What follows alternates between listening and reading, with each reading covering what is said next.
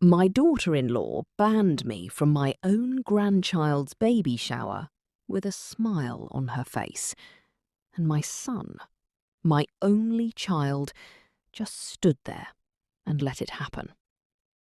I wish I could tell you that was the moment my heart broke, but it wasn't. The real break came later, when I found out why she'd worked so hard to keep me out of that room. So I sent a gift instead. A soft, beautiful, and very expensive gift, with a handwritten note tucked inside. By the time she understood the true meaning of that gift, her party was long over, and so was the life she thought she'd secured. If you enjoy stories about reclaiming your power when you've been utterly dismissed, make sure you like this video and subscribe. I'd love to hear what you think in the comments. What would you have done if you were in my shoes? Section 1. The Perfect Family Portrait. My name is Carol, and at 58 years old, I really believed I had a good life. One I'd built myself through hard work and quiet sacrifices. My husband, Robert, passed away 5 years ago, leaving me with our comfortable home, a stable financial footing, and a lifetime of memories. But my greatest pride, my entire world, was our son, Mark. I poured everything I had into that boy.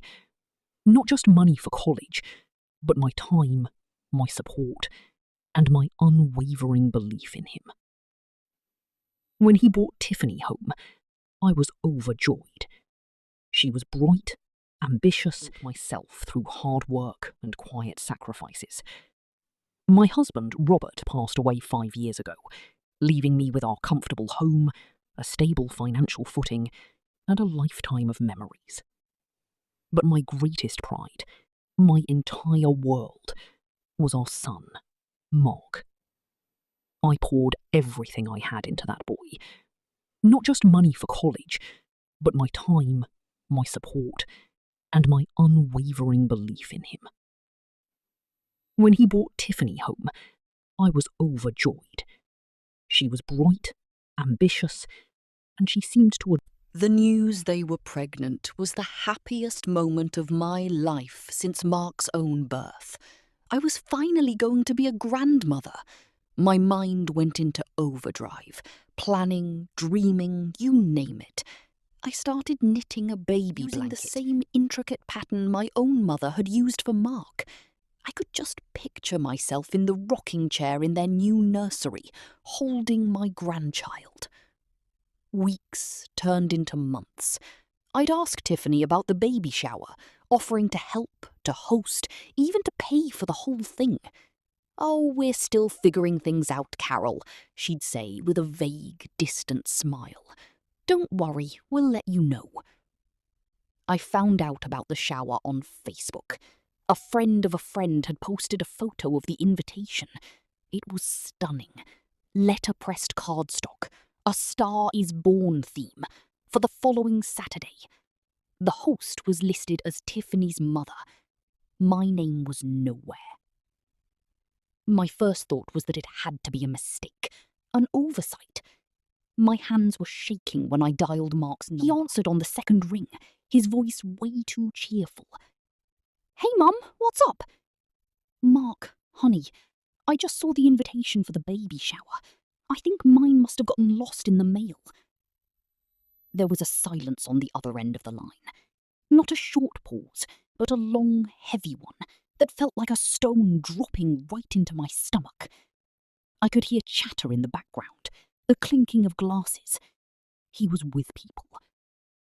"Oh, about that, Mum," he stammered. "Tiffany wanted to keep it smaller, more intimate." What started as family excitement was turning into a brutal reality check. "Smaller? Mark, I'm your mother. I'm the baby's grandmother." I know, he said, his voice dropping to a whisper. "It's just, Tiffany's mum and her friends are handling it. It's their kind of crowd.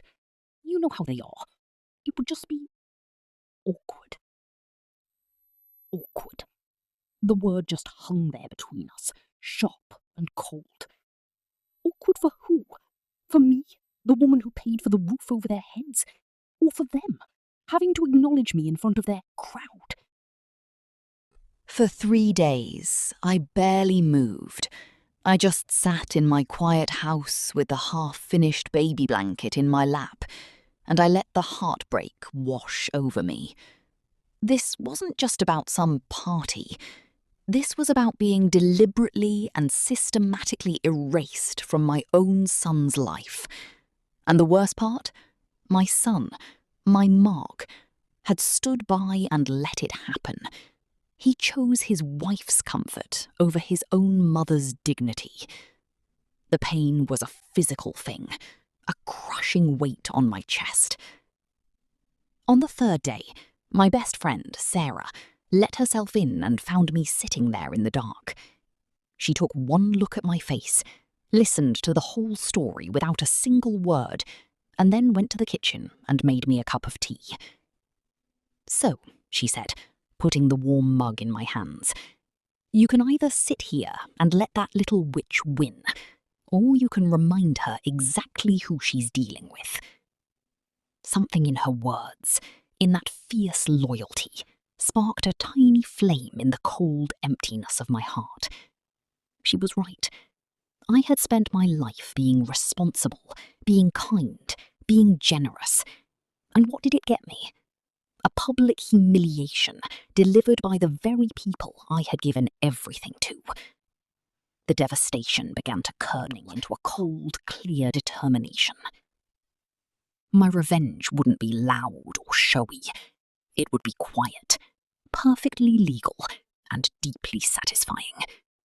Tiffany wanted a life with a certain crowd.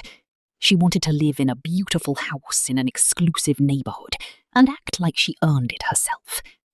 Fine. I would give her exactly what she deserved. The next morning, I didn't call a party planner. I called my lawyer. I explained the situation, calmly, methodically. I had gifted them the house, yes. There was no mortgage. It was entirely in their name. But a gift of that size, I learned, comes with certain legal nuances, especially when there's a clear case of familial alienation. It turns out there are ways to structure a gift, and there are ways to unstructure it. We weren't going to take the house back. That would be too messy. The Saturday of the baby shower finally came. I spent the day in my garden, pruning my roses. I didn't cry. I didn't rage. I just felt a profound sense of calm. Around noon, a delivery truck pulled up to their gated community. It was carrying my gift. I had ordered the most expensive, top-of-the-line crib from a boutique children's store, the one Tiffany had circled in a magazine and conveniently left on the coffee table. It was gorgeous cherry wood, with intricate carvings and the finest silk bedding. Tucked inside was a simple, handwritten card. "Dearest Tiffany and Mark, so sorry to miss the celebration. I hope you love the crib. I thought it was only fitting that our grandchild sleeps in a bed that reflects the value of the home he'll be brought up in. Speaking of which, my lawyer has sent over some paperwork for your records. It's just a formality regarding the house. A little gift from me to you. Enjoy your party. Create wonderful memories. All my love, Carol." I can only imagine the scene. Tiffany, surrounded by her crowd, opening my card.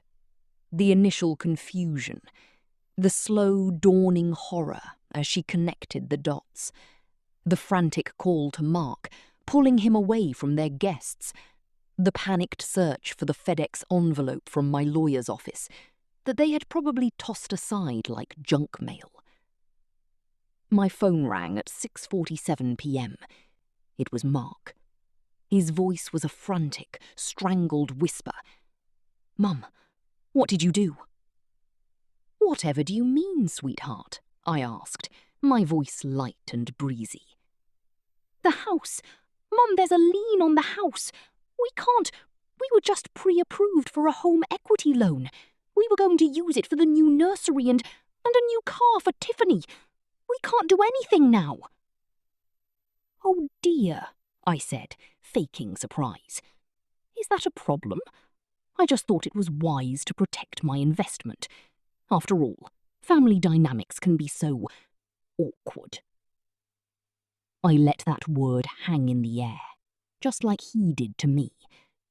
I could hear Tiffany shrieking in the background, a raw, ugly sound that was a far cry from the polished hostess she was pretending to be. She ruined everything. She planned this. That old woman planned this. Mark, I said, my voice turning firm and cold. You two made your choice. You decided my presence was an embarrassment, but my money was a convenience. You taught me a very valuable lesson. My generosity isn't a given. It's earned. And you and your wife have done nothing to earn it. The lien stays. You can live in my house, but you will be reminded every single day that I am the one who provided it. You wanted a life without me in it?